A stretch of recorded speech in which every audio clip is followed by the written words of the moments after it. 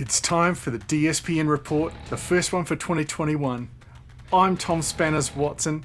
And I'm Frankie Guru Gibbs. Welcome back, let's crack into it. First up, we just want to give a huge shout out to Skorpio Love Smith for this awesome local drag race he did out on the street to get his neighbours involved and bring some cheer to the neighbourhood in these trying times. Awesome work, bud. Then into drag racing, we kick off with this micro machine race at Alley Cat. Very entertaining, but very, very short. Then my Hotwheels Collection did a big rig race. Now there's been a few people asking about big rigs, so go and check that one out. Then we've got Low Country Diecast Racing. So a little bit different for them. They've normally got that big road track in the background, but it was just pure drag racing. Now speaking of pure drag racing, BlueLine Racing had their Northeast Beast, and check this race out. It doesn't actually get any closer than that. That is identical. Like, what is the chance of that? There's daily monster truck racing over at Simpson Diecast Racing. So for everyone that's looking for regular racing, go and check out Simpson Diecast Racing. Then it was a grudge match between Hot Wheels and Matchbox over at Main Street with their Porsche Challenge. Redline Derby Racing continued on with their big series, and some great racing here. Straight up drag racing, there's no commentary, no extras, just straight into it. And then Joe's Garage did a very cool drag racing event for, I believe it was his work colleagues, just getting everyone involved, and apparently has managed to get everyone interested in diecast racing, which is awesome.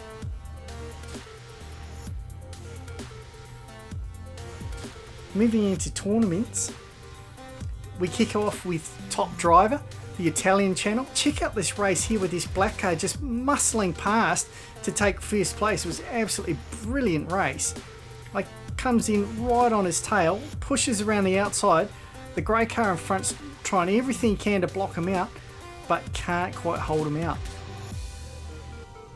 Then Sub 4RA headed all the way to Australia. The cars and the track have all moved, and it was on Sub 4RA's channel, and he's still commentating, and it was a continuation of the ADRC. This clip was from one of the early races. I'm not quite sure what happened, but one of the cars goes wide, snaps a piece of track off, and he got flung well wide of the track. Now, Diecast Draggor, most of you who have seen him before will know that he has a straight drag track, but he now has this huge big open track that is outdoors, and that is actual snow and ice on that track.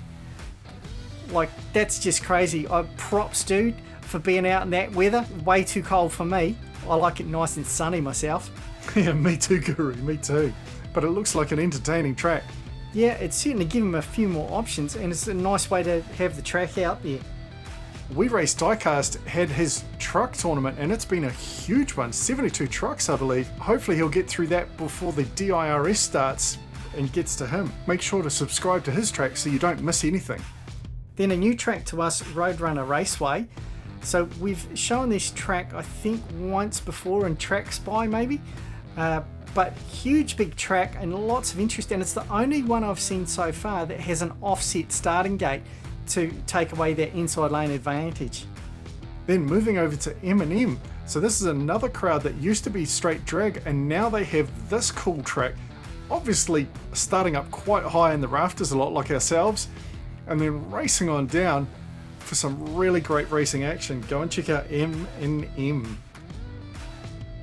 Then Diecast Racing Report had their pinks for the Cure Racing. So this is a continuation of a series that was raising money for charity. You all did a great job and raised something like almost $300. That's fantastic. Now, Hot Car Track had a USA versus Australia truck tournament and has guest commentators again. So really great to watch and some brilliant action. But check out that orange truck in the background just getting slammed into the wall and getting airborne thrown off the track. Now, very exciting, the DIRS, the racing hasn't started, but the qualifying has. In fact, the qualifying is completed now. But go over to Transport Diecast, check out all the qualifiers, see who made the cut for the top 32. It is going to be an epic competition. You don't want to miss it. Then Trax had his threes racing, and that's huge big 3-car wide corner there is from JLH Crafts, and it's a beauty. But we love this particular race. You see it again in this replay. The Charger here coming through looking like it was going to win. Then the Ferrari comes through and just totally smashes him into the wall to take the win. I thought that was brutal. Quality entertainment right there, mate. There's another truck race here. Full truck and trailer unit over at Cleveland City Diecast. Now, this guy's been doing some great racing.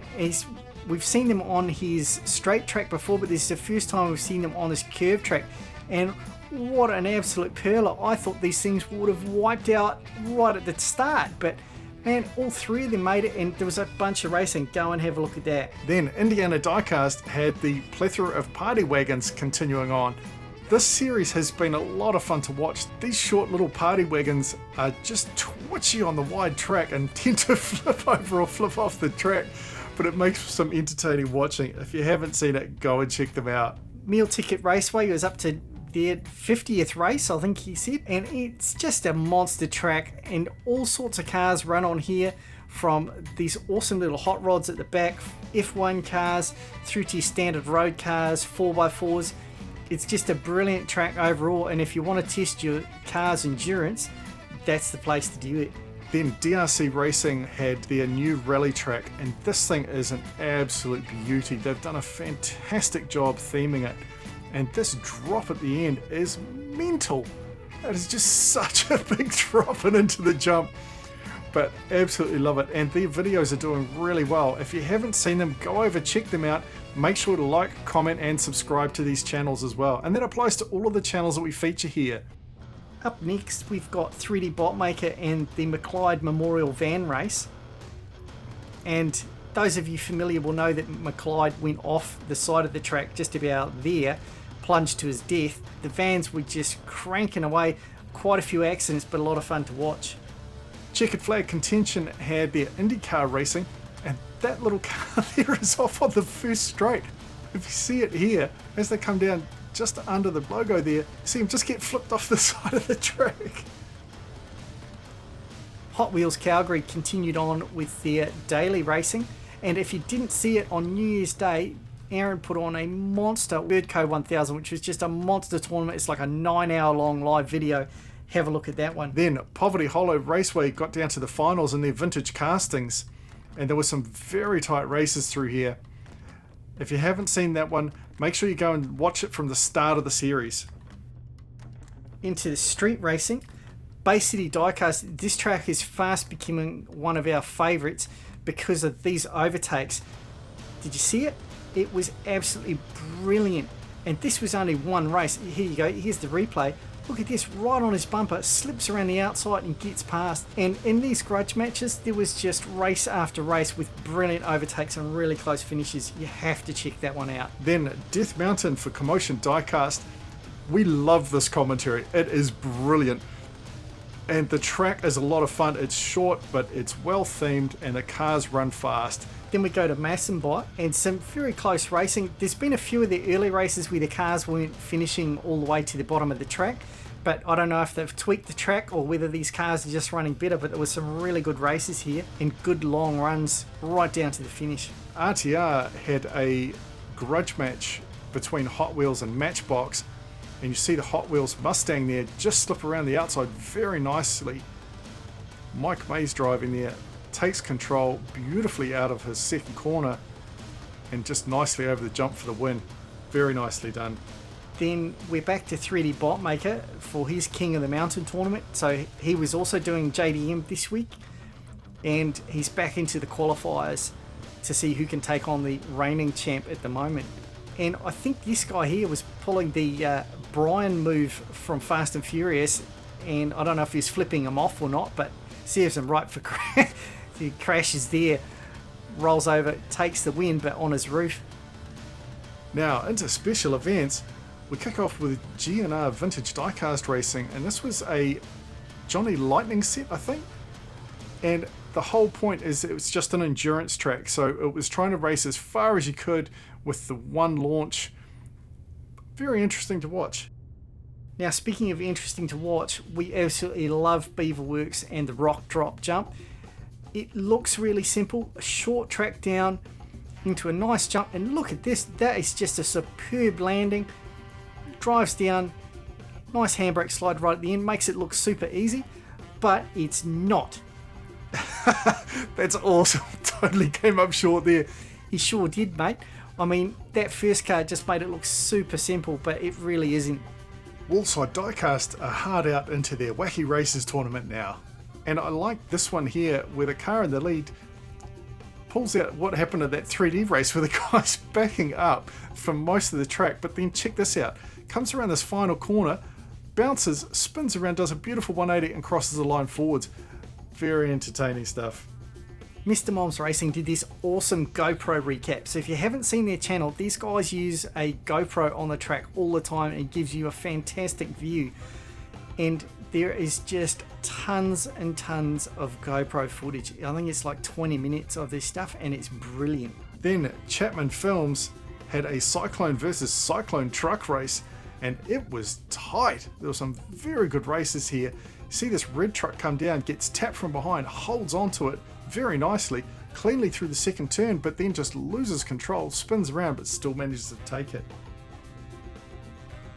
Now, this track is from Tormund Toron, or Toran, sorry, I'm not sure if I'm pronouncing that correctly, but this is a Sizzler's home-built track, and I just love this idea. He's put in a lot of work to get these things nicely balanced, a good technical track, lots of tight turns, some hills, crossovers, all sorts of things. It's really, really great to watch. If you haven't seen it, go and check that out. There's a link in the description. Now, a couple for Trax by tonight. Game Table Cafe is a newish track. This race was from about a month ago, I think it was. It looks like it's going to be a really interesting track. If you haven't seen it, again, there'll be a link in the description so you can go and check it out. And a track that we are really looking forward to is Monster Motorsports. So we have featured them before when it was partially built, but this track is now fully complete and it is a thing of beauty. Rob has done just an amazing job with the theming. It looks spectacular and these races are going to be really interesting. We're looking forward to having him as part of the DIRS. Just a reminder, that kicks off in February at Transport and then it goes to Monster. Now into the stunt of the week, we've actually just got a couple. This one isn't technically from this week, but it's from Rust Belt Racing where they totally yeeted this duck and roll off the roof of his house, and that jump is just crazy stuff. Like, that's near vertical. It was brilliant. So it gets flipped way up in the air and then just crashes down, hard landing. But you'll be pleased to know it managed to land on its wheels and was good to roll another day. Another one that's a little bit older but you may not have seen was Stuntman Sam and Granny from Trax Racing recreating the Fast and Furious train jump scene, and this was a lot of fun to film. It didn't always go to plan, but I love the fact that Sam wrecked that Charger every single time, just like in the movie. I don't know what he was doing. I mean, was that on purpose? Was he actually trying to land it? I don't know, mate, but it was just so close. Like a fraction of a second later, and they just would have eaten train. Well, that's it for our first DSPN report for 2021. Thanks very much for joining us. Stick around on the channel. We have got tons more for you to watch coming up. It's going to be an absolutely massive year at the Canyon.